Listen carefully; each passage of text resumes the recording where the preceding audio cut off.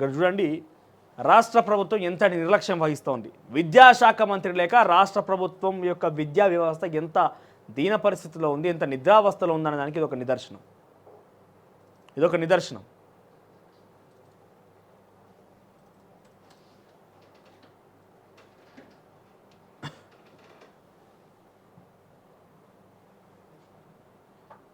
అమ్మాయిలకి, ఆ విద్యార్థులకి తిండి చక్కగా పెడతలేరట.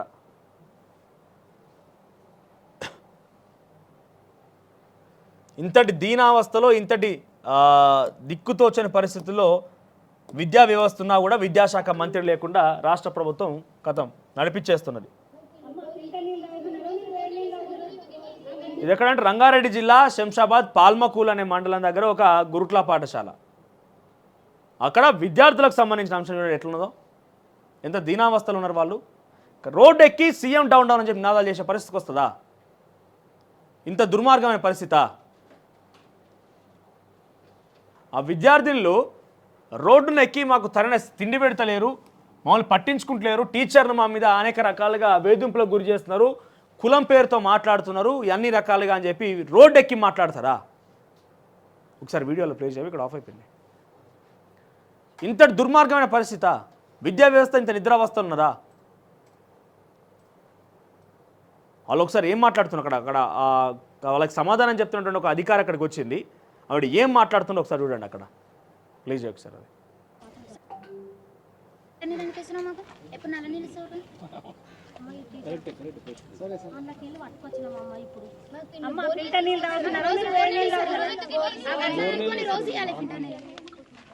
అమ్మా ఆమె ఎందుకు ఇస్తుంది? మీరు తాగడానికి రాదా?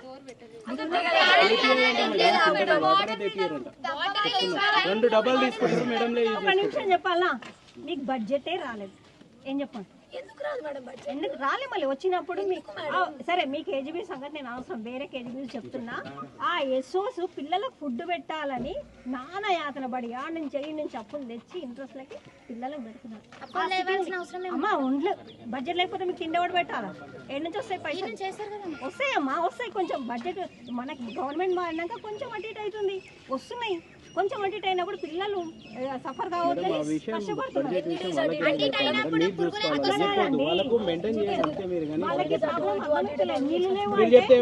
చేస్తారా వాళ్ళ బడ్జెట్ విషయం మీ పైన అధికారులు చెప్పుకొని మీరు కదా, మీరు పిల్లలకు బడ్జెట్ విషయం చెప్పండి. వాళ్ళు టైం చేంజ్ చేయడం వల్ల బడ్జెట్ రాలేదా? అట్లా కాదండి, మీరు ఏ విధంగా సీఎం ఉన్నారు కదా, దీనికి ఒక సీఎం ఉన్నారు, ఒక కమిటీ ఉంది, ఒక కమిషనర్ ఉన్నారు.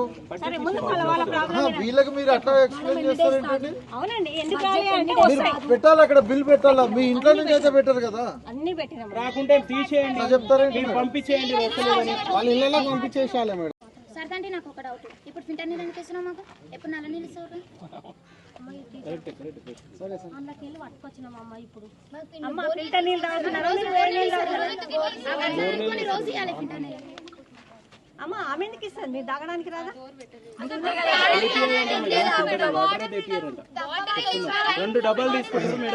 నిమిషం చెప్పాలా, మీకు బడ్జెటే రాలేదు.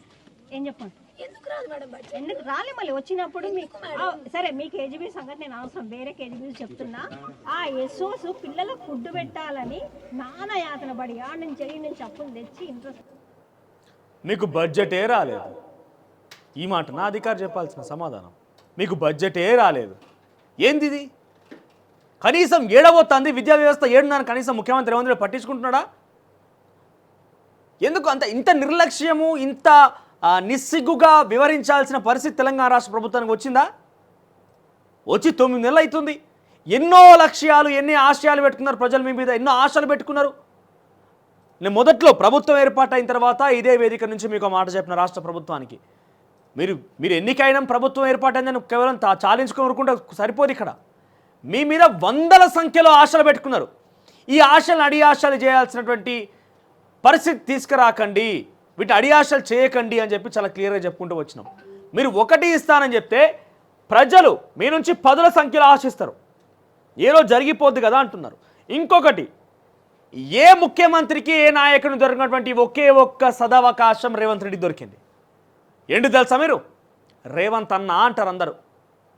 కేసీఆర్ అని ఇంకా కేసీఆర్ అంటారు, ఇంకా ఇంట్లో లెక్క అంత పెద్దగా భావించరు. అంటే అంత పిల్లల్లోకి అంత బలంగా చొచ్చుకుపోలేరు. పిల్లల్లోకి చొచ్చుకుపోయిన ఏకైక వ్యక్తి రేవంత్ రెడ్డి.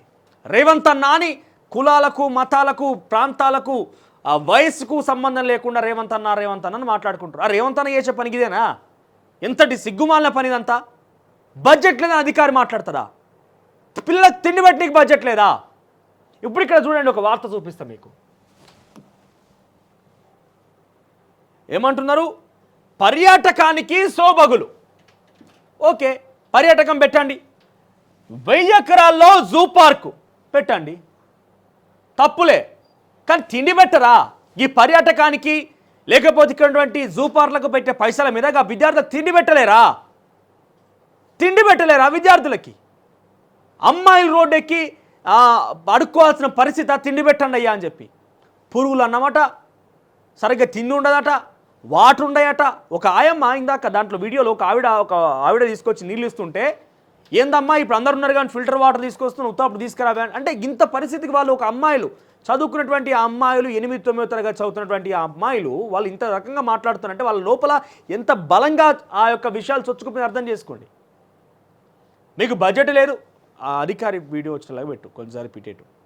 మీకు బడ్జెట్ లేదు, ఈ మాటల అధికారి చెప్పేది.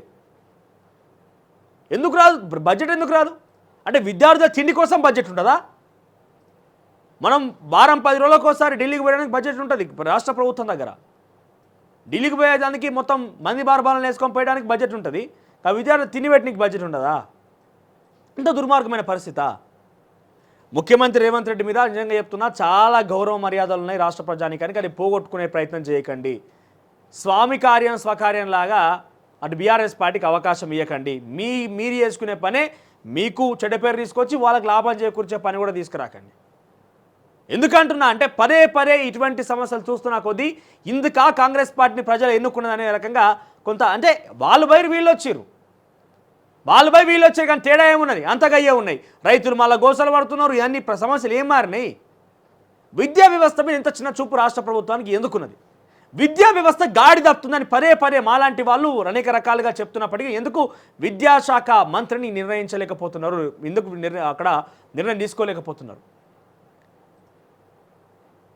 వాళ్ళు ఎవరు ప్రొవోకేటెడా? వాళ్ళకు పార్టీ తెలుసా? ఏం తెలుసు? వాళ్ళు ఎందుకు బయటకు వచ్చిరు? ఆ ధర్నా చేపట్టాల్సిన పని ఎందుకు వచ్చింది? కొంతనన్నా విద్యార్థుల మీద కనీసం వాళ్ళ మీద కనీసం ఏమంటారు సానుభూతాన్ని ఉండాలి కదా. ఇంతటి దుర్మార్గమా? నిజంగా కాంగ్రెస్ పార్టీ ఏదైతే ఎక్స్పెక్ట్ చేసి కాంగ్రెస్ పార్టీని ప్రజలు తీసుకొచ్చుకున్నారో వాస్తవానికి ఏది కూడా జరుగుతలే. ఊర్లలోకి పోతే ప్రభుత్వ పాఠశాల గతంలో ఏదో మెరుగుపరుస్తాం ఏదో చేస్తామన్నారు కానీ ఏం లేదు. గతంలో వాళ్ళు బడ్జెట్ పెట్టిరు, మన ఊరు మనబడి అన్నారు, వాళ్ళు మన బస్తీ మనబడి అన్నారు. అమ్మ ఆదర్శ పాఠశాలను వీళ్ళు పట్టుకొచ్చారు. ఏమవుతున్నాయో ఆ నిధులు ఏడబోతున్నాయో ఏం అర్థమవుతుంది. ఎక్కడున్న గొంగడ అక్కడే ఉన్నది. మళ్ళా గణేష్ ఎట్ట కింద జీవితాలు అయిపోతున్నాయి. కట్ చేస్తే ఊర్లలో వ్యవస్థ ఎంత గాడి తప్పిందనంటే, ఓ స్ట్రీట్ లైట్ పెట్టేవాళ్ళు లేడు, ఒక నాలీ సాఫ్ చేసేటోళ్ళు లేరు, ఎవరు లేరు. ఏమైపోయిందనంటే సర్పంచులు లేరు, ఆ అధికారి నియమించారు, అధికారి వస్తారు లేకుంటే లేరు. మరి అధికారులైనా పోతారా లేదా అనే విషయాన్ని కూడా పట్టించుకున్న నాదుడు లేడు. గత ప్రభుత్వం అన్నా ఒక 2-3 ఏళ్ళ వరకు ఎటువంటి ఆరోపణలు ఎదుర్కోలే. అరే పోనీలను వదిలేసారు ప్రజలు. కానీ కాంగ్రెస్ పార్టీకి ఆ ఉపశమనం ఇయ్యరు, అంత ఈజీ యాక్సెస్ ఇయ్యరు, అంత ఈజీగా అవకాశం ఎగ్జామ్షన్ ఇయ్యరు. వీటికి డెఫినెట్గా మీరు సమాధానం చెప్పాల్సిందే. ఆ విద్యార్థులు రోడ్డును ఎక్కి నడి రోడ్డు మీద సీఎం రావాలి ధర్నా చేసి నిజంగా అనిపించింది. అరే వాళ్ళకి ఎవరు ప్రొవోకేటెడ్ కాదు కదా, చాలా స్వచ్ఛందంగా బయటకు వచ్చి వాళ్ళ ఆవేదనని బయట వెలగక్కేందుకు వాళ్ళు ధర్నాలు చేపడుతున్నారు. అటువంటి వాళ్ళ మీద మీరు ఎందుకు చిత్తశుద్ధి వహించరు? ఎందుకు మీకు కాన్సన్ట్రేషన్ ఉండదు, శ్రద్ధ వహించరు? ఒక విద్యాశాఖ మంత్రిని ఏర్పాటు చేస్తే పోయే తప్పేమున్నది? 9 నెలలు కావస్తుంది ఒక విద్యాశాఖ మంత్రి ఉండడా? ఒక విద్యాశాఖ మంత్రిని నియమించే అవకాశం ఉండదా? విద్యా వ్యవస్థ ఇంత గాడి తప్పుతుందా? పురుగులు అన్నామని చెప్పి ఇంకా కూడా వస్తున్నాయి కొన్ని చోట్ల. మరి ఆ విద్యార్థులకు ఏం న్యాయం చేసినామో చూడాలి ఇప్పటికైనా. ఎందుకంటే చాలా పెద్ద ఎత్తున చర్చనీయాంశమైన విషయం, ఆశమాష విషయం కాదు అది.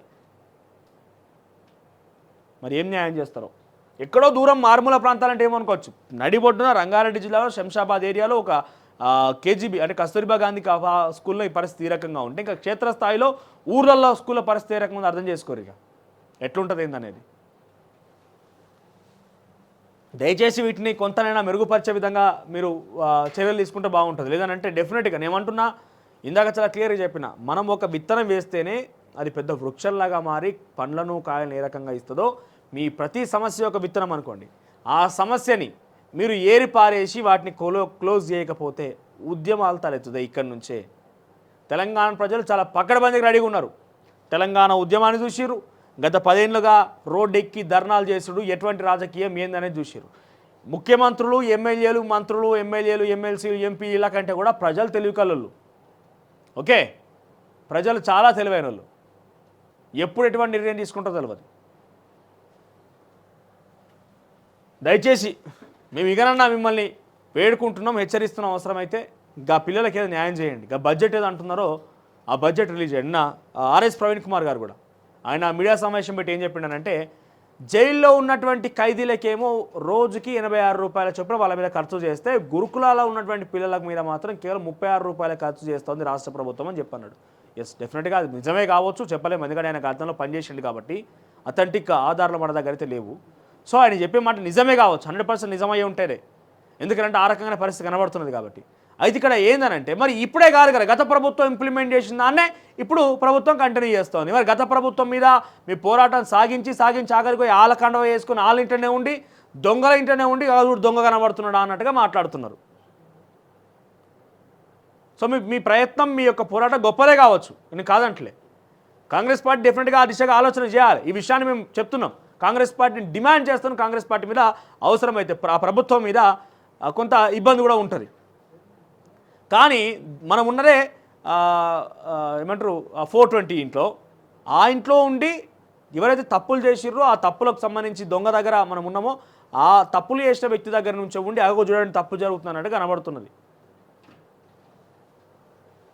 ఇది ఎవరినో వ్యక్తిగతంగా ఉద్దేశించి ఎవరిని కూడా కాదు, వ్యక్తిగతంగా ఎవరితో విభేదాలు లేవు. మాకు వ్యవస్థ పట్లనే ఇబ్బందులు. ఈ వ్యవస్థ మారకపోతే, ఎవడో కూడా ప్రశ్నించేవాళ్ళు లేకపోతే ఈ వ్యవస్థలు ఇట్లే మొత్తం కూడా గాడిన తప్పితే అవసరమైతే ఒక విధ్వంసం జరుగుతుంది. అసలైన తొలి వెలుగు. ఫాలో వాట్సాప్ @తొలి వెలుగు official.